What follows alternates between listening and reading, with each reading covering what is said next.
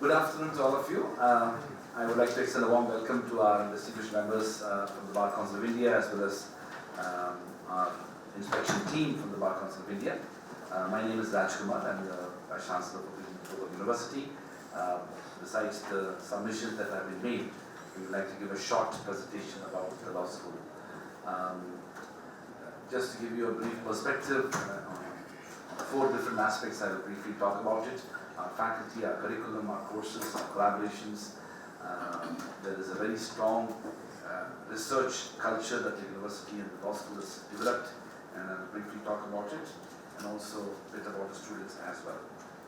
As you know, we have a 5-year integrated BA LLB program, a 5-year integrated BBA LLB program.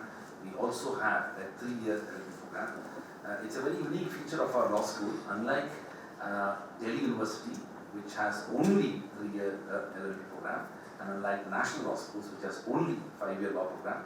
We thought from the very beginning, in 2009 when we were founded, we should have both the 5-year integrated law program as well as the 3-year LLB program. And this program has grown from strength to strength over the years. And I'll tell you a little bit more about how these programs have evolved. We also have a 1-year LLM program. We have this year started a 2-year MA in Business Laws, MBL program, and then of course we have a PhD program. There has been a significant growth in student enrollment from day one. Just to give you a perspective, in the year 2009, we started with only 100 students and 10 faculty members, and in 2017, we ended up having over 2,200 students and over 140 faculty members.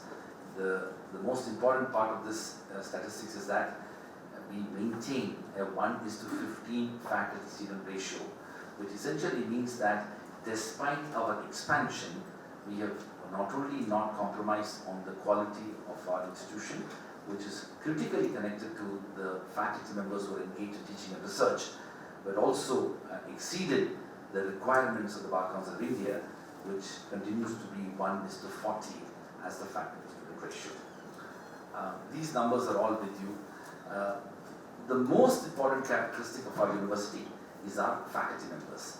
Our faculty members are recruited from around the world. They are a large number of them. In fact, over 70% of our faculty members are graduates from the top 200 universities in the world. And this is our strength. And we have these numbers, the detailed numbers are also available. An enumeration of some of the graduates are here for you to see. There are other aspects which I want to quickly go through. Our school has been ranked quite well, but more than anything, the performance of the students over the years has been, please.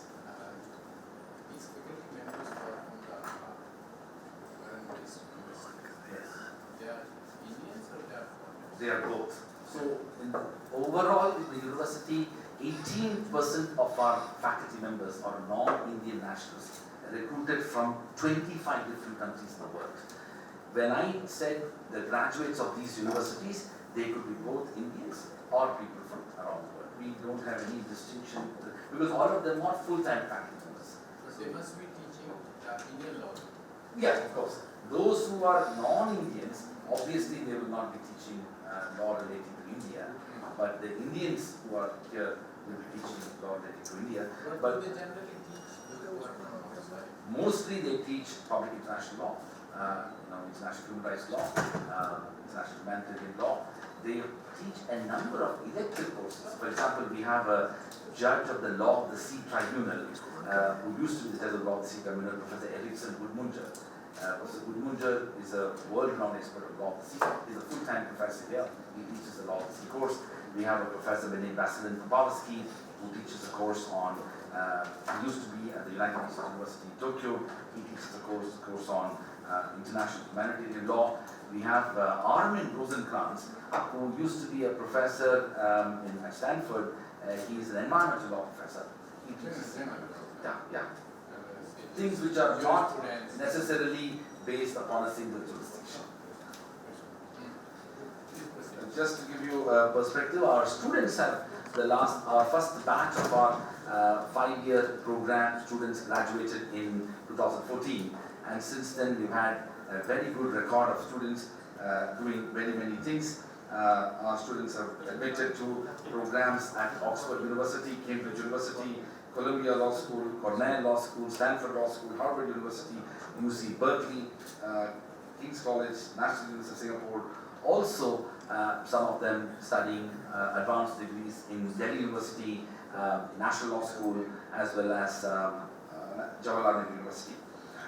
Just to give you a perspective of the employment aspect of our students, like every other law school, our students are proceeding towards a number of career paths.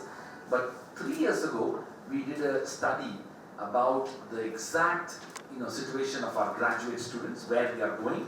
And I'm very pleased to report that while say 25% of them go into corporate careers, nearly 20% of our students go into litigation.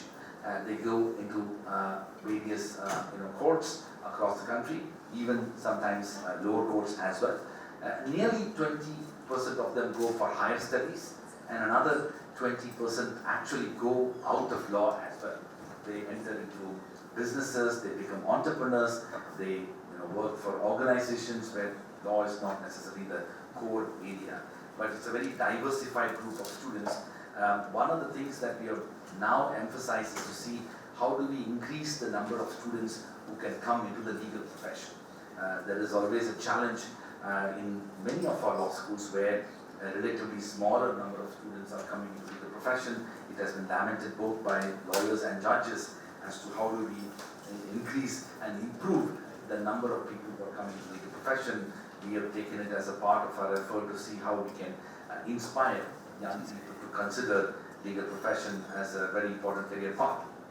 The most important reason why many of our students, like students in other law schools, do not come into legal profession is the enormous access to resources very quickly that is available in corporate sector, and also lack of opportunities for them to enter into legal profession without a family backing. Nearly, I would say, over 40% of our law students do not have any previous family background in law. They are. This is a very different situation from a decade even, and definitely much different than language law school. More and more students with no prior legal background in terms of family are entering into legal profession, rather legal studies, and we hope to inspire some of them to consider coming into the legal profession as well. We have achieved number of important distinctions. It's worthy to note that we, under the University Grants Commission, we were given Section 12B status. We are the 5th private university on the list. We of course got the NAC A accreditation. Only 25% of universities in India have the highest grade NAC A grade accreditation, and we got it the first time when we became eligible for accreditation. But among all of this, the most important recognition that we have received is that the Ministry of Human Resource Development, Government of India, recognized last month 52 Indian universities to become autonomous institution and have given autonomy under the autonomy regulations. Among these 52 universities, there are only 2 private universities in the entire country which have been given the status of autonomy. We are one of them. The other private university is the Petroleum University in Gandhinagar, which is a relatively older university, and they have also been given autonomy. We've also ranked internationally. We are also the youngest Indian university ranked internationally, and received the 250 to 300 ranking among the top 9,000 universities in the BRICS region. And the last one is very special for us. As you know, Prime Minister has initiated the Swachhta campaign, and every ministry was mandated last year to identify a framework for recognizing institutions. The Ministry of Human Resource Development came up with the Swachhta ranking of higher education institutions, and around 3,000 universities and institutions applied for that. 300 were shortlisted.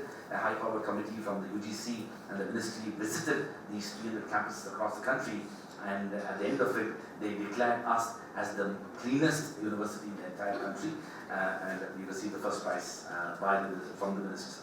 of human resource development. Our moot court achievements have been quite stellar. Of course, we still have a long way to go. We are only 8 years old as a university. We won the Oxford University's Prize Media Moot Court competition in 2015. This was a very big recognition for us, a relatively small, young university, which was only 6 years old at that time, won against Oxford University before winning against many other law schools around the world, including India, to receive the first prize in the Oxford Media Law Moot. There are many other recognitions which are worthy to mention. The William C.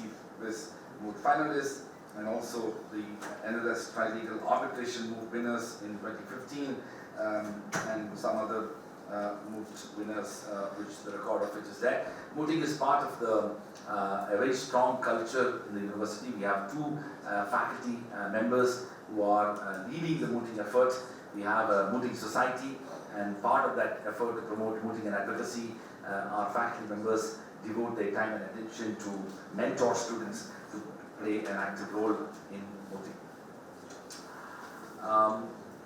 There are several aspects of the university and this law school which is worth mentioning, but it's useful to recognize that we have a very rich variety of electives. I talked about it briefly when we met downstairs.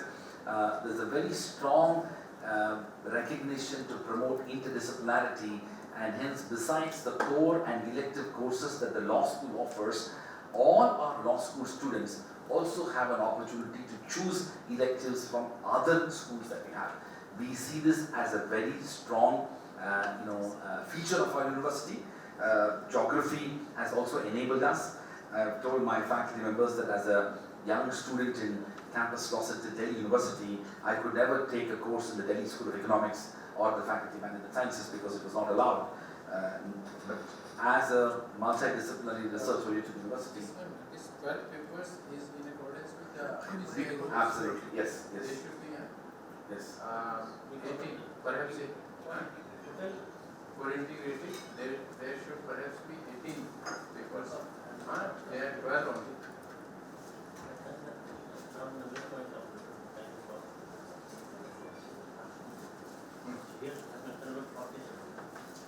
What is that?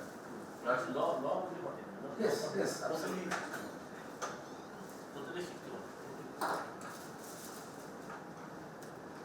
Is the area right? This time you have applied for another 2. That's correct. four. No, the new sections are only 2, sir. That was part of the previous process. I see.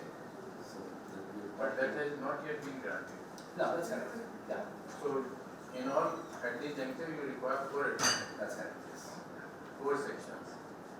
Two in the LLB, that is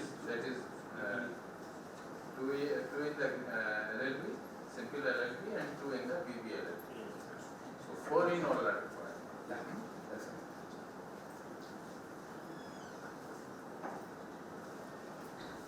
So, just you have to verify, because I remember that according to the BCI rules, there should be 18 papers. And, You are familiar? Yes, I'm here. So they're talking about non-law courses, right? So there are 48 credits according to BCI rules. So roughly it works out to as 12 courses if each course is for 4 credits. But some of our courses could be 2 credits.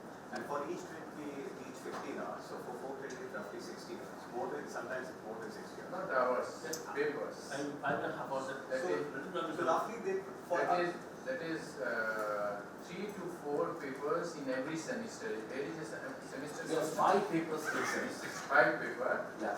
So in 9 semesters you must be having the education courses. And last semester must be the thesis and project. Yes, and we follow that. internships. We'll probably give you the full list of courses, semester-wise, for both these programs.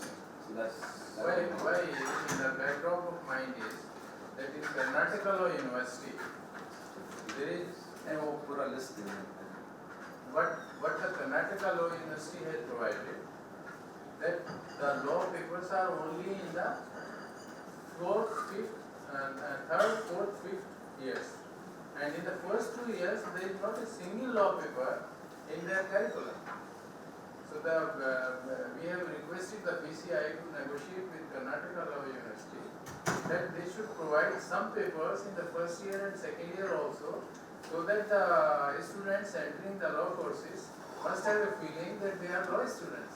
Otherwise, for 2 years, they don't have a feeling that we are law students. So that Fair enough. No, I take your point. I mean, our students have enough opportunity to study law from the very beginning. and it's You have the first year curriculum. Minimum 2 to 3 courses for the first year. So, as far as even the BBLLB students study at least 3 law courses in the first semester itself. In the first semester itself, they study 3 law courses. that's why.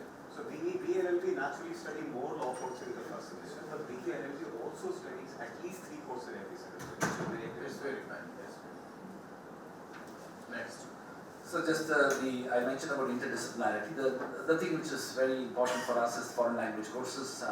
Almost all our students, including law students in particular, learn French, Spanish, Mandarin Chinese, as well as Arabic, and this is something which we very strongly promote within the university so that students get these opportunities.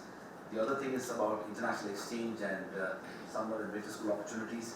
We have a number of opportunities for our students for them to go abroad. Every year we run a 1-month program at Oxford University on international law and global governance. We run another program on human rights and development at Harvard University, another program at the Columbia Law School on US business law and comparative corporate law. These are all credited programs taught by faculty members at Oxford as well as Columbia and Harvard. There are professors who are there who teach our students every year. 120 of our students do that. In addition to that, nearly 100 plus students go for exchange programs, dual degree programs, as well as study abroad programs, all of which is part of our. So you have some principles that will be sending abroad so many students. Every student who decides to go, we give them an opportunity. So this is something which is a very, I mean, there is a DNA for the university, and we take the word global very seriously. The only thing that inhibits a student is that. So it's not you have to go. So the only thing that inhibits is the cost of the program. So if a person cannot afford, because we don't provide scholarship for people to go abroad. I see. So if a student or obviously his parents or her parents afford to go abroad, then they will be they can go. Now there are merit-based assessments that we do for exchange programs. It's competitive. For dual degree programs, which is competitive because both of them, the decision to admit a student is most crucial. But one thing is lurking in my mind, that it's good that you have to ask them to afford the price of the current education. But then the other students who cannot afford, they must develop some complexity. So what? And So I'll tell you how it works. The short-term study abroad programs, which they go, are obviously expensive. But we have created opportunities for students who cannot afford to go on student exchange program, which they don't pay anything at all. So a large number of students, over 60 to 70 students, go on exchange programs where they don't need to spend money at all. Of course, they have to pay for the airfare and food, but what I can suggest, and I can. Yes, they don't need to pay any tuition fee because whatever they pay here, because of the relationship.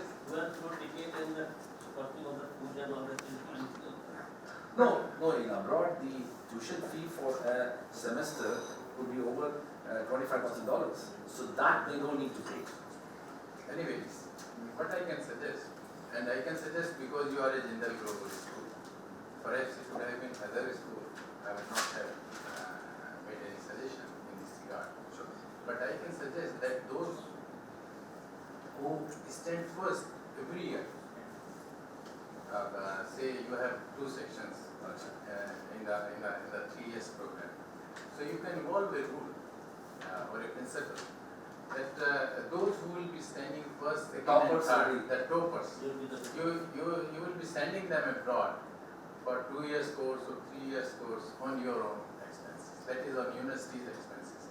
that will inspire the students who cannot afford, but who can certainly make hard work, and who can, by their creativity, they can grab over that opportunity. So that will be one very good suggestion from my Sure. side. So, One of the things which we are right now thinking about, similar to what you just said, is in our Harvard, Oxford and Columbia short-term study abroad programs. Right now, all of them are fee-paying students. We have been toying with the idea whether we can, and it's very popular, like for example, 100 plus students are interested and only 30 get selected. We are thinking of giving this as a reward for one of the toppers. yes. And we are conscious of the fact that there are revenue implications of it, because it's not that in all these programs, sir, we don't have any overheads. So the university doesn't take any, we do it on cost basis. So there are zero overheads on it. So whatever the fees that the students are paying, it goes to Columbia or to Oxford or to Harvard. So we just have to figure out how much we can make a commitment out of our own resources as an incentive for bright students. Fine. Please. Works both ways? Yes, we have around 80 students on campus as well. So students come and live on campus as well here. So it has to work for it to be sustainable. So our students, for example, when we have a relationship with any law school, they will not be able to support it if equal number of students progressively are coming this way as well. So that's how it's been working for us. Well, it's good for the faculty also because they get diverse students. Absolutely. And we also realize that when they go for the semester, they think about, they appreciate different methods of teaching, and also even think about future higher studies and things like that. The first 6 months of this year, we have hosted 250 students from Stanford, Tsinghua, top 4 universities from Australia. How many in law? Law also, like Stanford is only law school. The total number of students? Half of them will be law. Half of them will be law. Minimum, if not more, because they come. Many of them many people around the world know us to be a law school. So, in terms of the interest, law is the dominant interest. In some of the sections, we have 70 students. No, actually the classroom size is big. I see. But the classes, The sections are the number, but they are You allocate to say 10 students the room per class. accommodate, but class size is only 60. the class size is 60, but sometimes the electives are such that the students can. Yes, this library part of it we've already seen inside. We're giving the data. There are some best practices. We have a very diverse faculty. Almost 45% of our full-time faculty members are women. We have faculty members from all we have faculty members from 25 different countries. I mentioned there is a very strong use of technology as well in our classes. But I'm going to give you this data for you. Sir, I want to end by saying this is a very important piece of information. 2009, when we started in law school, we received 550 applications. In 2018, we received What was the intake then? around 100 students. So in 2018, we received nearly 7,000 applications. And we are not National Law School. We are not NLU Delhi, which receives 25,000 plus applications. But for a private university which is relatively new, these numbers I believe are quite good, and it shows the growing interest among many young people in India and abroad who want to pursue law are preferring. We had just one section, one section in LLB and one section, two sections in BLLB, but they were smaller sections. There were 30 students. Now we have, of course, we are hoping to receive Right now we will have 480 students. 5 sections in ELLB and Three sections in BDLLB. and 2 in 3 LLB. Okay. Last time, Please. what is the faculty load? It's only teaching or something? So we have a policy not to, our faculty members typically teach only 2 courses a semester, and if you look at their overall annual assessment of their performance, nearly 40-50% of their assessment is based upon their research performance in terms of publication. We expect every faculty member to publish at least 2 articles in a year, and that's assistant to associate is that, and then professors will be expected a little more. We even have some of them do book chapters. And if you do a book, then you don't need to do anything else in that academic year. We also have a teaching feedback questionnaire. So the performance of the faculty member is based upon the teaching and learning feedback questionnaire, TLFQ, which is administered for all faculty members every semester at the end of it. And we use that as the framework for assessing performance of faculty members without exception, including when I teach a course as well. It's a double-edged sword actually. It is double-edged, but we believe that the best assessment of faculty members, so it's very good you said that, we do not use that data for, let's say, asking a faculty member to leave. It's purely a faculty development effort, because we believe that faculty members are recruited after full assessment of what they are. And I actually get very funny requests from students, and that's the problem you mentioned. Sometimes the student comes and says, you know, last semester we gave a very poor TLFQ, but this person is still teaching, and they expect them to be fired. And I take a lot of effort to tell the students that, you know what, the purpose of doing that is not. So what we do, if there is a bad TLFQ, is we engage with the faculty member and tell him or her about the performance, and then give him or her an opportunity for 2 more semesters to improve their performance.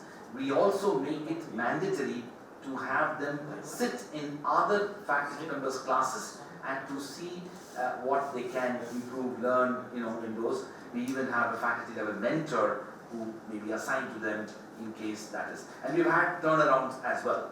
But then, if there is a situation where 3 semesters continuously a faculty member's teaching performance is simply not acceptable, I definitely have a conversation suggesting that maybe academia is not their calling. They may want to be thinking about something else. So we use it. So just wanted to know was the pressure of teaching that I can see because you have diversity of students. Correct. You have diversity of courses. Yes. More comparative courses. Yes. Because there are more foreign students. Yes, yes. So the burden of teaching is more. Faculty has to put so much of effort and do research and prepare it for the Correct, course. ma'am. Correct, ma'am. So that's in terms of timing, what is the timing in terms of morning to Yeah, well, but it's not like everybody is going to be sitting in a class from 8 to 8. So you may have a class from 8 to 11, then your next class may be at 2 or 4. So it's not like, but people don't sit in a class for in a day. They probably are not more than 5 hours or 6. That's the maximum. But to answer your question, the maximum workload is by way of teaching is 10 hours per week. But what she's asking is something else. But ma'am, I agree with you, but that's also part of the challenge that we have undertaken for ourselves and the faculty, that you are right, it's not easy to teach diversified faculty, student, and also teaching electives and core courses. One of the things that we've done is also that we have recognized that, and that's why the teaching burden is limited to those 2 courses in a semester. And most of our faculty, and that's a very important point, they are completely out of the administration of the institution, which means that they have no burden whatsoever when it comes to. In fact, if you look at the 140 plus faculty members, nearly 20 of them perform the role of assistant deans, associate deans, and vice deans, and all the rest are not involved in the governance of and day-to-day administration of the school. They may be involved in a research-based administration for their centers that they may be directing, but they are not at all involved in any form of governance of the law school. Now, Okay. Alright, so one more slide. This they know. Alright. So thank you so much for that. I know. I want to thank all our faculty members. If the members would like to have them introduced, they can. But I leave it to you. I know you are in a hurry. So quickly, you want to introduce where you studied, what you teach. List to there. List there. Courses also. And the courses they teach? Yeah, sure. Not the courses, they teach the core courses for the. Yes, that we are providing now. That we are providing. and Yeah. then we start, not from A, that's in Assam, you see in Assam. Of course, if we start from.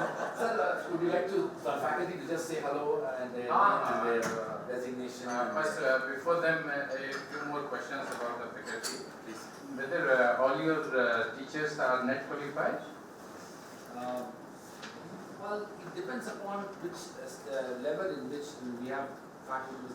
Many of them are net qualified, but a lot of them are not net qualified. Not all. Yeah, they have, but all of them will have a master's degree under the Bar Council of India's regulations. What will be the percentage of net qualified people? We can give that list as well. We'll tell that as well. How many people are there. Fine. The second is how many are PhD scholars? You have a. Little PhD. You will give the full list of all of the qualification, etc. Each faculty member's qualifications will given in folders. I see. Yes. Okay. But not all are PhD scholars. No, not all. No. What are the skills? The skills are according to UGC pay scales, less or more? It is. I would like to think that it is significantly more, but it is confidential, so we'll share it with you to the extent you can. Okay. So, just to have a word with the faculty members, that now the UGC has made a tough rule, and it is going to be implemented. I wonder from this very month, or may take 6 months or more, that every professor of law has to be a net qualified person. That is going to be a mandatory requirement of all of you. And the second is that even if someone is PhD scholar, if a PhD scholar has acquired PhD degree before 2009, then he is exempted. He may not be required to qualify the NAT. But if somebody has acquired this PhD after 2009, then he or she may be required to qualify the NAT exam also. That is true. And the other thing which must inspire you, you will share with me. But we generally, the BCI insists with women that all our law teachers must be paid as per the UGC norms. And by not means, though we believe and we expect at least from Jindal Roy School, the UGC pay scales must be paid. If not, we can appreciate to a certain extent, but everybody knows what is the fee structure of Jindal School. So we expect that all faculty members should be paid as per UGC pay scale. And not to have any feeling of revolt amongst the law members, law faculty members, but there is one university which has very recently been created in Greater Noida. It is Bennett and Column University. They are paying one and a half more than what the UGC has prescribed as pay scales. So in the long run, I have nothing to comment about your pay structure. You must be paying according to your capabilities and capacities. And but this is expected of Jindal School that they must pay. We in some way. Separate the details of the faculty along with the UGC. It's paid as per the UGC. We are giving you the details. Actually, by order, that Karnataka, that university, Sometimes that will be the competitor. That's, My Lord has seen. no, one thing of which you must feel proud of, that Jindal is one name Yes. which is recognized all over the country. Insofar as the law school is concerned, I don't know about the other faculties, but what is expected by Jindal University or say Jindal School or the administration, because they are Jindals. So we expect something better than others. So, I want to quickly comment on that, sir. I would like to say that salaries and compensation and perks of our faculty has been the single most important factor that has made us what we are today. To give you a broader perspective, out of the annual operating budget of the university, we spend over 55% of the annual operating budget on salaries and perks of our faculty. This is quite extraordinary, and that reflects our strong commitment to, so most of what our fee and our income that we generate is actually spent on the faculty. The second thing is that, this is something which you know very well, and all of you here, that we want to attract people who have made a calling in life in terms of being in academia, not those who probably didn't get other jobs and are wanting to be in academia. If we want to attract such people, we definitely need to make it incentivized. But I will end by saying that I would like to believe that none of our faculty members are here because we pay more. The reason they have joined us is they believe in the vision of the university and the law school, and they believe in the vision of what they can do being part of this institution. Because for all of us who are in academia, salary and compensation is not the reason why we are here. Almost all of us who had opportunities to be in the legal sector, my colleague lawyers who are part of the legal community are much more financially situated than whatever a Bennett University or a Jindal University could pay. But the reason we have chosen to be in academia is that we believe that we have a duty to make a contribution towards creating opportunities for education for our young people. So I just want to say that, sir. No, it's a yearly fee. We charge approximately 5.5 lakhs per annum. 5.5 lakhs per annum. And but what is less known is we spend over 25 crores of rupees on scholarships every year. And over 70% of our students are studying on scholarship. And that makes it a more accessible institution, because we strongly believe that access to high quality education is so central for people to be able to given that opportunity. Almost all our faculty who are sitting here, they have studied abroad and they've all got scholarship. I went to Oxford as a Rhodes Scholar, I didn't spend 1 rupee there. I went to Harvard, I didn't spend 1 rupee there. My parents couldn't have afforded it. So have been our colleagues here who have studied in India, studied abroad, but they've got scholarship. So we brought that vision to Jindal so that access to high quality education is possible. If you ask me, should we be doing more? Yes, of course. In the years to come, we would like to make it more accessible for many more students. We asked 2 performers from the library. So have you been able to fetch? Yeah, the research. Huh? So, Budhi, you've got the library performance. That is list of the E and list of the journals and just an account of the money you spend every year.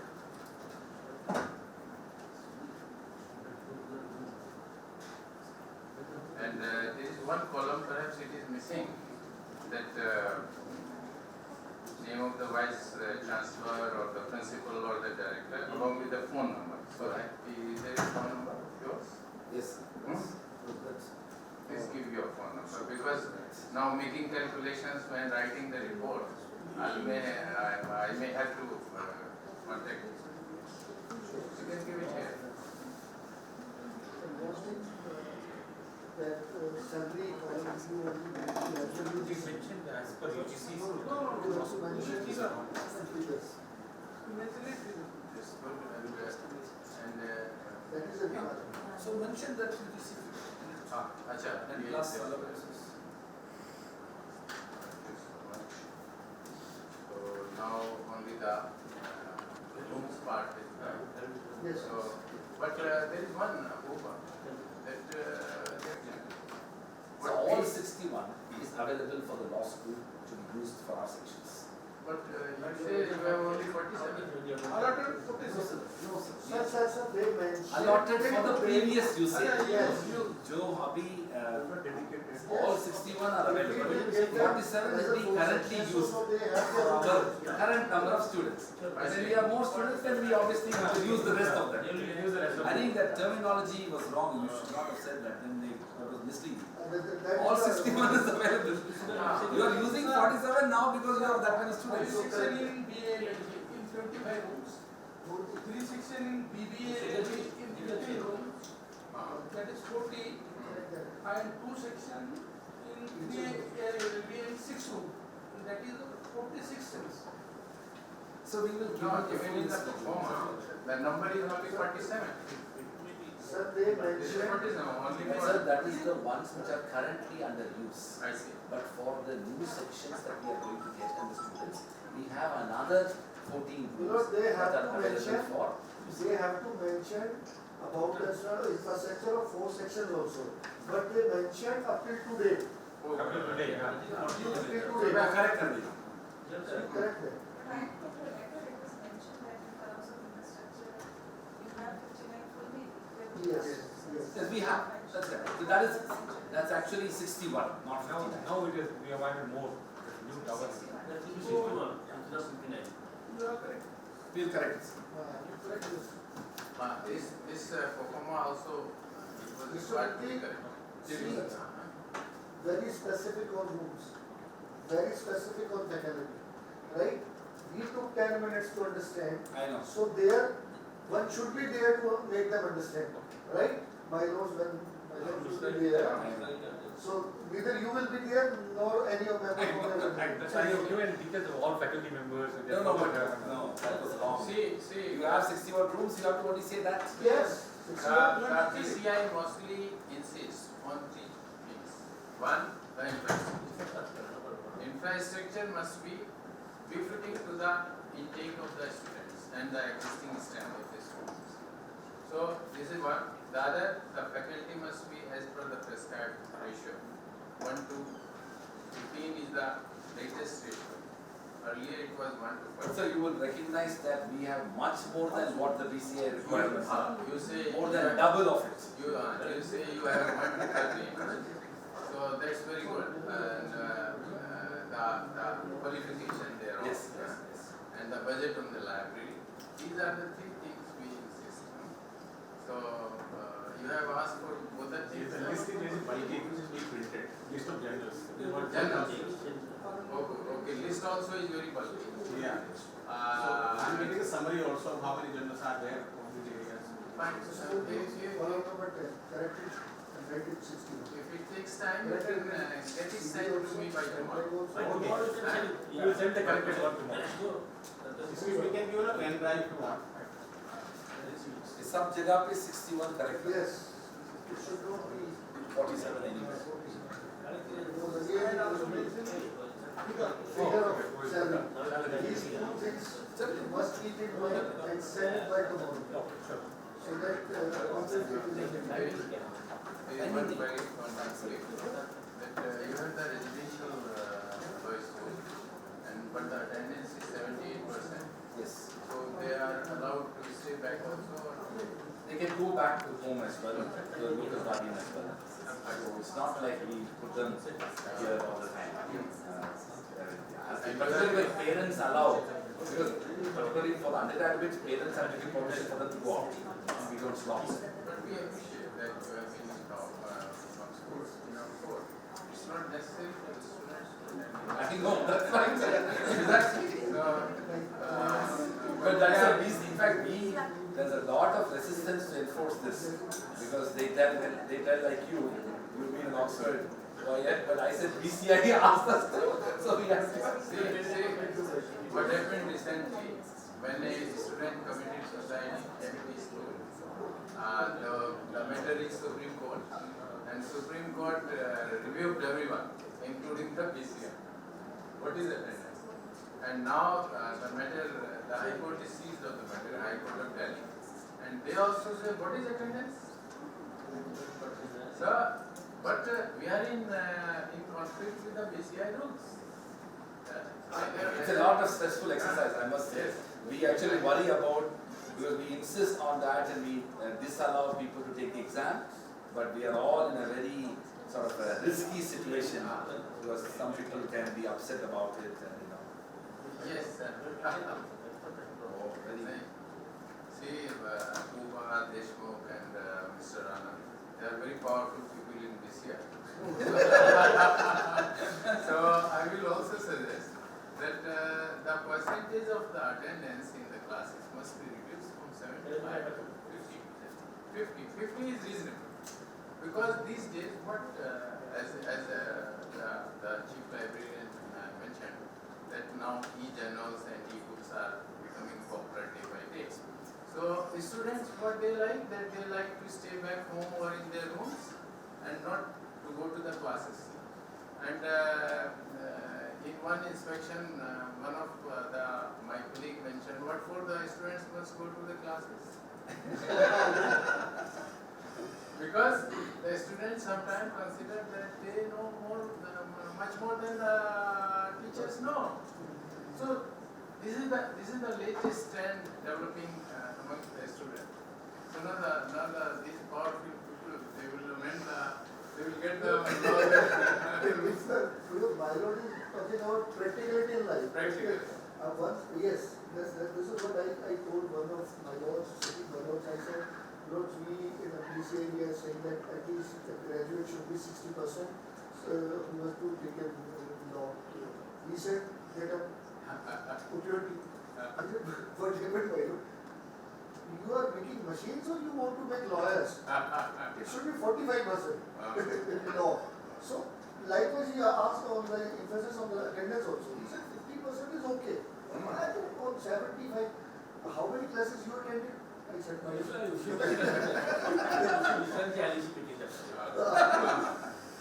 Okay.